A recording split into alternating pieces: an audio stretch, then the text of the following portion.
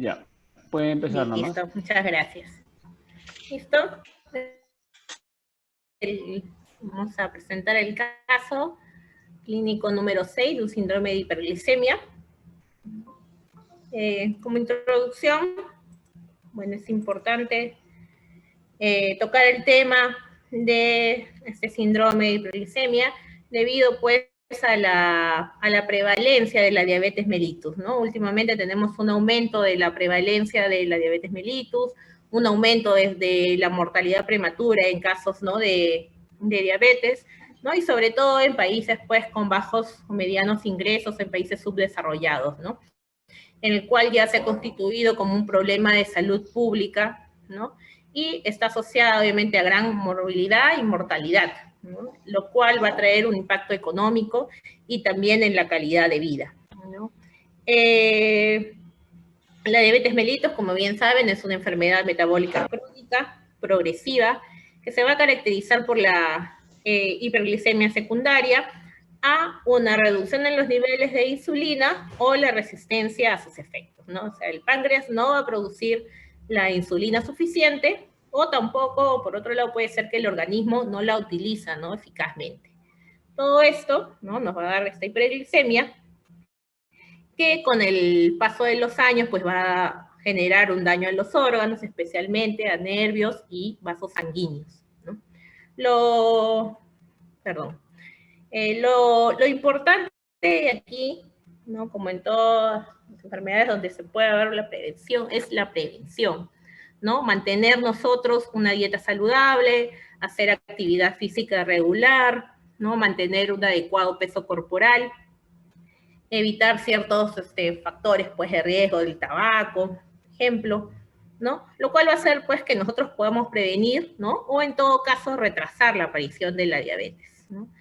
Y por otro lado, si ya tenemos, ¿no?, un diagnóstico de diabetes mellitus, la idea es tratar, ¿no?, o evitar, ¿no?, evitar o retrasar justamente las consecuencias, ¿no?, de la diabetes, estas complicaciones que ya sabemos que puede darse en los pacientes con diabetes mellitus, ¿no? Entonces, lo ideal es tener un control, ¿no?, adecuado, ¿no?, seguir el tratamiento adecuado con dieta, actividad física, fármacos y también el control periódico, ¿no?, mediante exámenes de laboratorio, ¿no?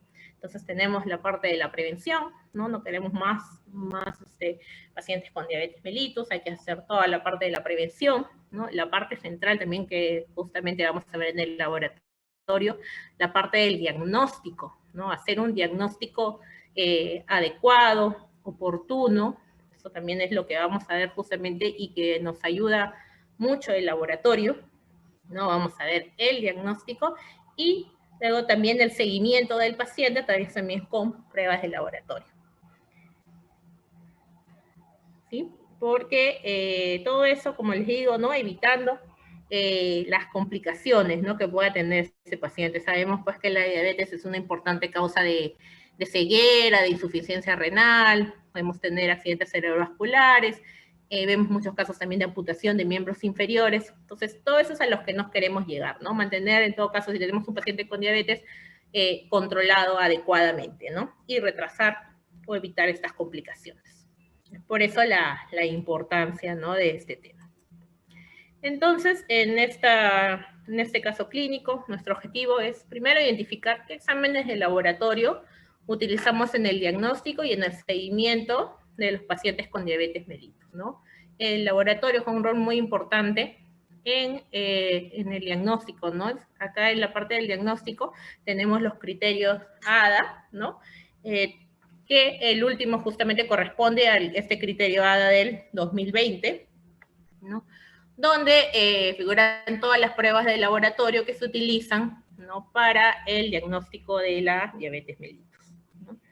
También debemos conocer los criterios diagnósticos tanto de prediabetes como la diabetes mellitus, ¿no? No solamente quedémonos ya cuando un paciente tiene la diabetes, hay ciertos, tenemos también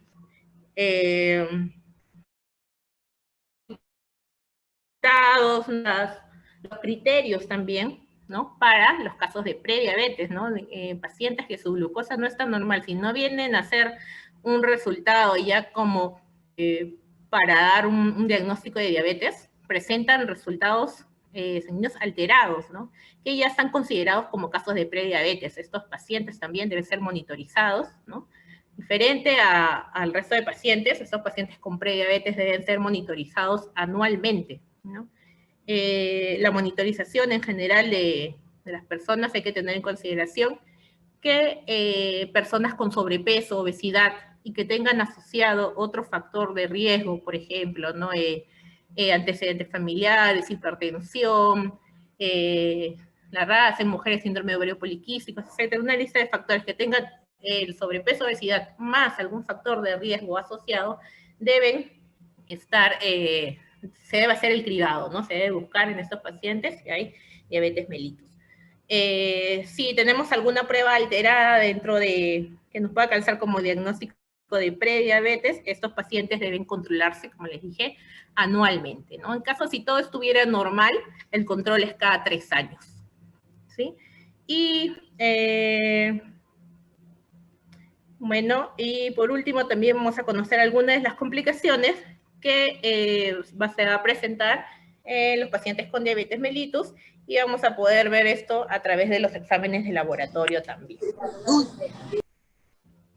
¿Listo? En caso de los demás pacientes, adultos, ¿no? Que no presenten sobrepeso, ni obesidad, ni ningún factor de riesgo, ¿no? Deben evaluarse a partir de los 45 años, ¿no? Esas son las indicaciones. ¿Listo? Entonces, el día de hoy tenemos en la historia clínica un paciente de sexo masculino, de 48 años, ocupación bancario, antecedentes sin importancia.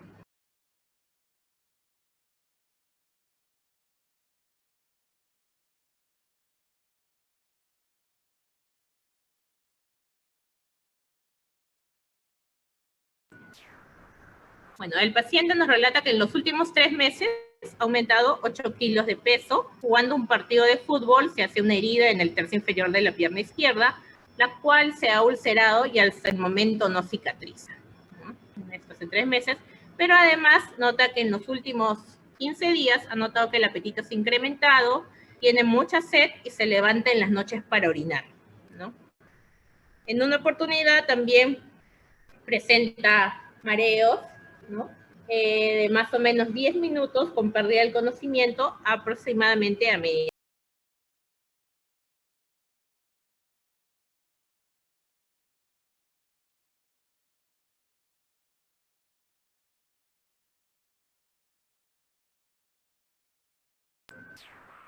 En el examen de físico del paciente tenemos un paciente en aparente buen estado general.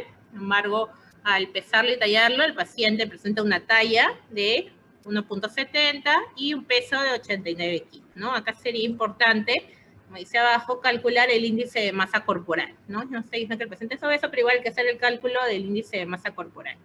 En la piel se observa pues, la úlcera en el miembro inferior izquierdo, en la cara anterior, y el resto del examen es normal.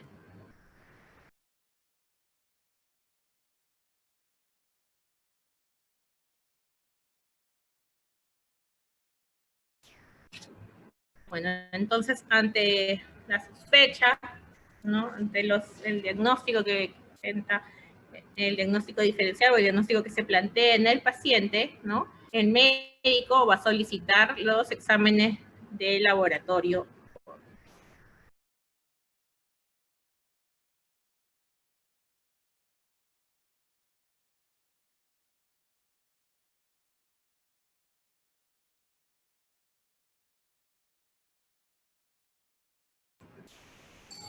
En el hemograma vemos hematíes en 4.520.000, hemoglobina en 13.5, leucocitos 6.700, abastonados 5%, ¿no? Segmentados 70%, linfocitos 24%, monocitos 1%.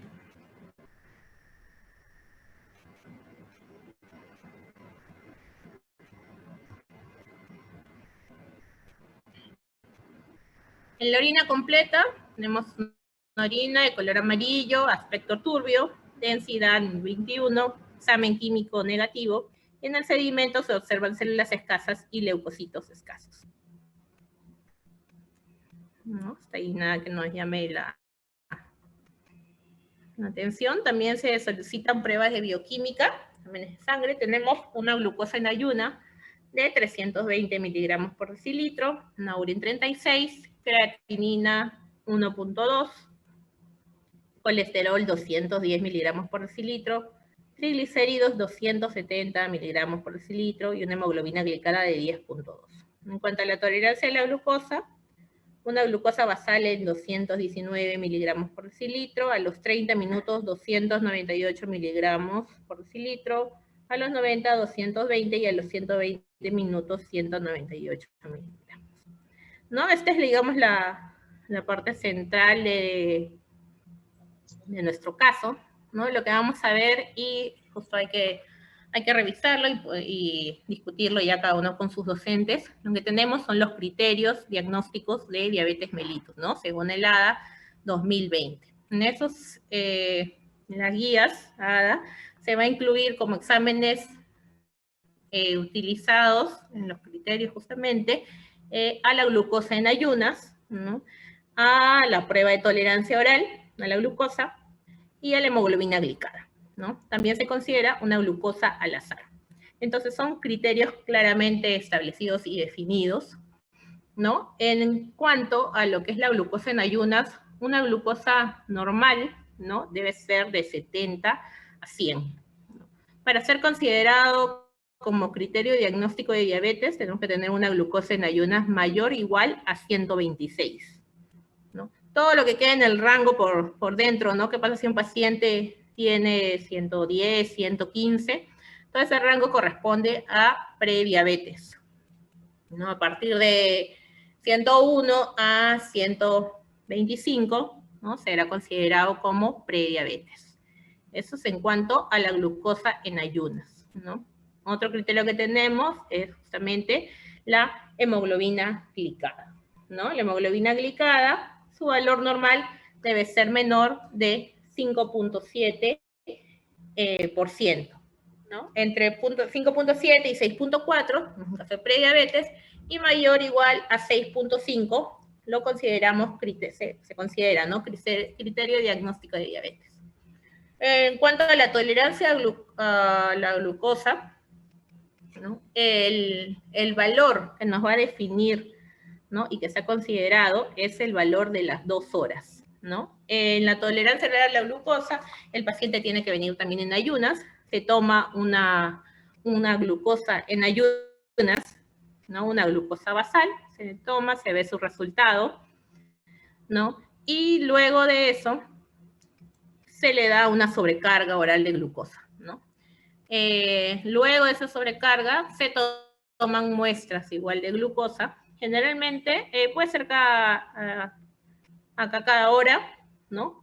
Cada hora, a veces lo toman cada 30 minutos, pero el que nos va a definir, ¿no? Y va a ser el criterio aplicado, es la glucosa a las 2 horas, ¿no? A los 120 minutos, en un test de tolerancia a la glucosa, ¿no? Si la glucosa es mayor o igual a 200, también es considerado, ¿no? Un criterio de diabetes. Ahora, no en todos los pacientes, todos los exámenes, o sea, todas las pruebas, no es que todas me tengan que salir por encima del rango o ser considerados como criterio, ¿no? ¿Cómo debe ser? Debemos tener por lo menos, si tenemos un resultado, acá vemos que tenemos 2 resultados, ¿no? Que están, ya tenemos 2 criterios, ¿no? El paciente cumpliría 2 criterios, tanto el de glucosa en ayunas como el de hemoglobina glicada, ¿no? Entonces, si no sé si han revisado ya la teoría, pero hay que tener siempre, ¿no? 2 resultados positivos. Puede ser en una misma muestra, 2 pruebas diferentes, con un resultado considerado como criterio de diabetes, podemos ya dar el diagnóstico de diabetes mellitus, ¿no? O en todo caso, tendríamos que repetir la prueba, ¿no? Si solamente, por ejemplo, tuviera una glucosa en ayunas, con una sola glucosa en ayunas, no puedo hacer el diagnóstico, ¿no? Se repite la prueba en el paciente para poder considerarlo, ¿no? Y siempre, obviamente, de mano de la clínica, ¿no? Hay que tener siempre en cuenta la clínica del paciente, ¿no? Entonces, un resultado, siempre repetirlo en 2 ocasiones, ¿no? Obviamente, salvo que existan ya signos inequívocos, pues, de diabetes mellitus. Y el otro criterio también que teníamos era una glucosa mayor igual a 200, ¿no? En un paciente con toda la clínica de diabetes mellitus, ¿no? Entonces, esos son los 4 criterios, los 4 criterios diagnósticos de diabetes, y que ustedes, bueno, tienen que revisarlo y van a poder revisar el caso y discutirlo un poco más a posterior. ¿Sí? Hasta ahí, no sé si hay alguna pregunta.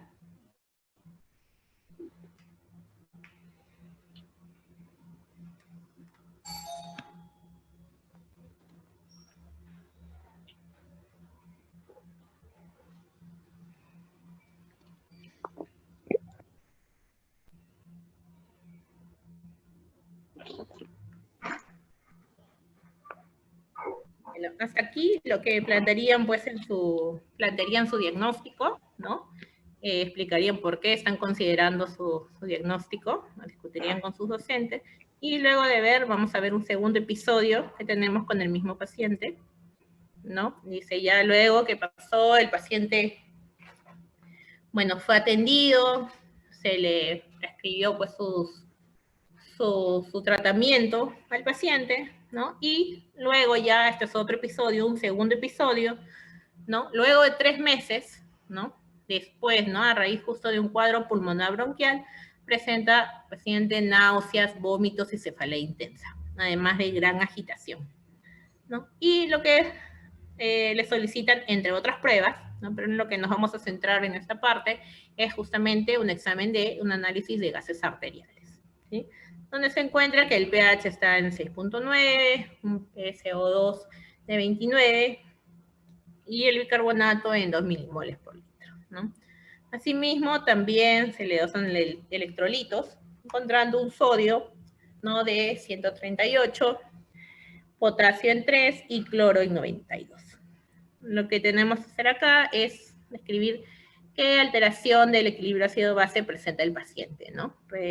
Revisando acá los datos, viendo, explicando por qué creen que el paciente haya presentado esa complicación, qué es lo que pasó, ¿no? Generalmente, comentarios de los pacientes, pues, se pueden descompensar debido a algún cuadro infeccioso, ¿no? También algún incumplimiento de sus tratamientos, ¿no? Entonces habría que ver en este caso qué pasó y qué alteración ácido-base, ¿no?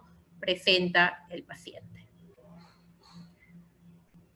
¿Sí? Si está compensada, descompensada, calcular el anion gap, etc. Entonces, esto queda para que justamente ustedes lo puedan discutir, todos esos puntos, con sus docentes, ¿no? Lo pueden realizar.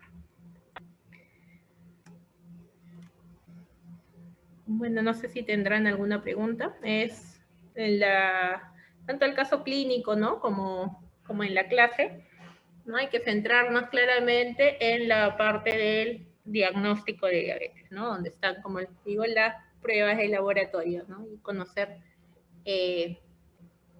tal cual los criterios diagnósticos. Muy importante.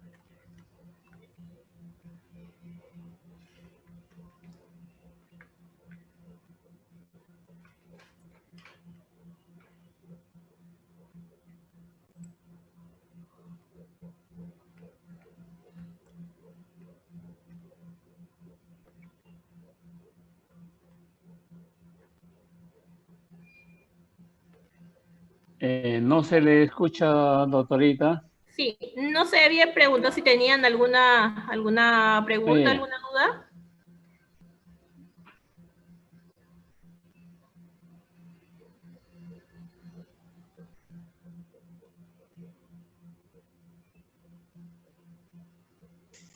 Adelante, entonces. Sí.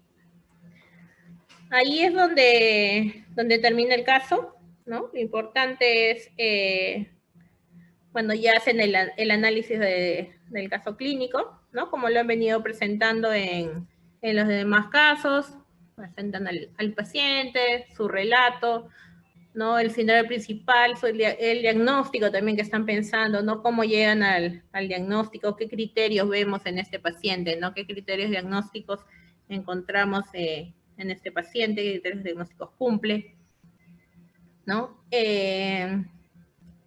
Su plan de trabajo, ¿no? Y por separado, ¿qué pasó también en el segundo episodio? Como les dije, por favor, explicar, ¿no? Ver todo qué desequilibrio ácido basa o qué alteración del equilibrio ácido basa presenta el paciente, ¿no?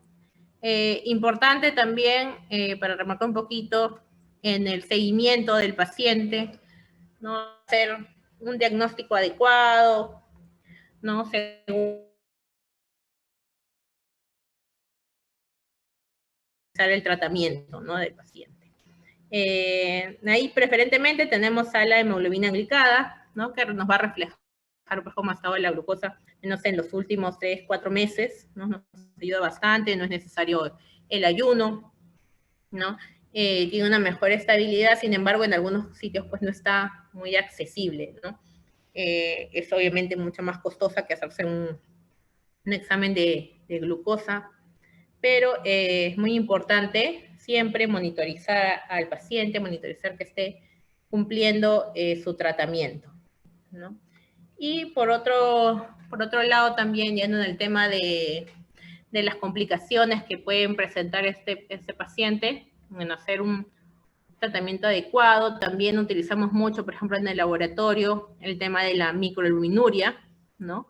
La idea es, por ejemplo, ¿no? Ya sabemos que estos pacientes con diabetes mellitus pueden desarrollar también daño renal, ¿no? Ahí, van a desarrollar una insuficiencia renal. Entonces, no vas a esperar ya ver al paciente con una franca proteinuria, cuando ya vemos proteinuria en orina, ya estamos hablando, pues ya hay un daño renal establecido de hace muchos años, ¿no? Entonces, lo ideal es justamente hacer un seguimiento también de estos pacientes. Idealmente, una vez al año se les debería, pues, solicitar un examen de microalbuminuria, ¿no? Para poder justamente detectar cantidades pequeñitas que se van perdiendo por la orina, ¿no? Y poder detectar una nefropatía, pues, incipiente, ¿no? No cuando el daño renal ya está completamente establecido, ¿no? Entonces, muy importante, como les decía, el diagnóstico adecuado, ¿no? Y también diagnosticar adecuadamente pues las complicaciones, ¿no? Oportunamente y tratar de atrasarlas, ¿no? Una de ellas, así como tenemos que evaluar al paciente integralmente, ¿no? Hacerle su examen anual de fondo de ojo, hacer una microalbuminuria, controlarlo al paciente, pedirle, idealmente si tenemos una hemoglobina glicada, y mantener de esa manera, de la mejor manera posible, al paciente, ¿no?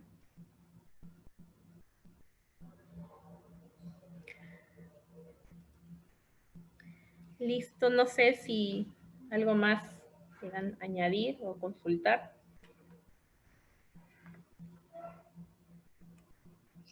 A ver, señores alumnos, ¿alguna aclaración? El caso está bastante claro. Felizmente han tenido todos la oportunidad de escucharlo. Todos han estado puntuales, me refiero. Y si hubiera alguna duda, aclaración.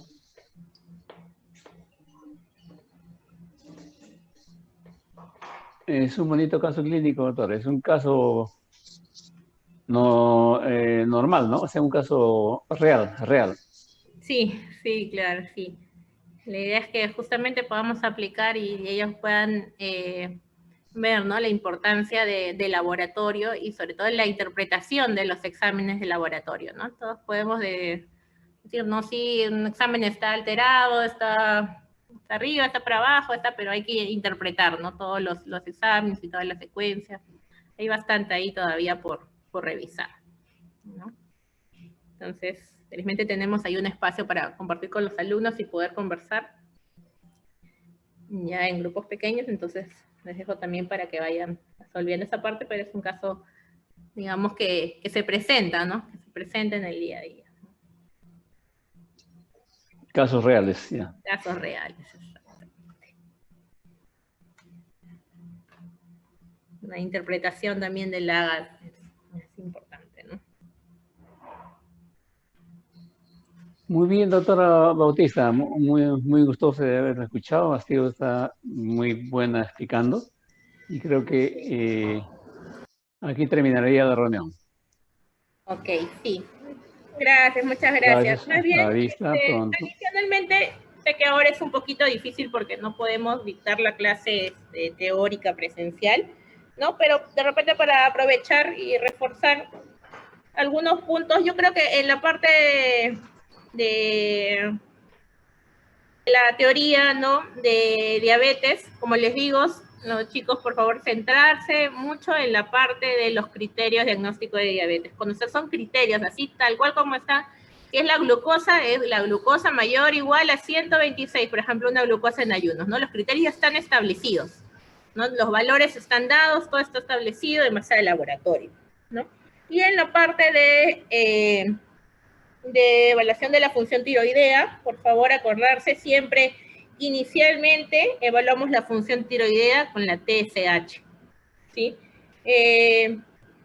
Tenemos pues en el hipotiroidismo, vamos a tener por ejemplo, ¿no? En hipotiroidismo primario, una TSH elevado, y en la T4 va a estar disminuida, ¿no? Hay un hipotiroidismo subclínico, la TSH también aumentada, el T4 va a estar normal. Hay un cuadro dentro de la presentación de la clase donde está justamente todas estas opciones, ¿no? Acuérdense, lo principal para cualquier evaluación de la función tiroidea, TSH. De ahí vamos viendo, ¿no? Si está elevado, vamos a ver la parte de hipotiroidismo. Si la TSH está disminuida, vamos a ver la parte de hipertiroidismo. Y vamos ahí viendo, ¿no? También importante la monitorización del tratamiento en el hipotiroidismo y en el hipertiroidismo. Hay una diapositiva también en la clase, por favor revísenla bien, sobre con qué pruebas de laboratorio monitorizamos los tratamientos. ¿Sí? En el hipertiroidismo, ¿no? Idealmente el monitoreo del tratamiento comienza con T4, T3, que la TSH todavía tarda un tiempo en regularizarse. Entonces, por eso inicialmente se monitoriza con T4 y con T3. ¿Sí? Listo, también hay un cuadrito muy simple, ¿no? Igual en la parte de hipertiroidismo, ¿no? Cómo definimos un hipertiroidismo subclínico, un hipertiroidismo como tal, ¿no? Según también los valores del laboratorio. Entonces, eso más que todo para aclararles, chicos. Entonces, si no hay nada más que deseen consultar o agregar, muchas gracias por su Nos atención. despedimos hasta otro día. Gracias, doctora. Muchas gracias. Hasta luego.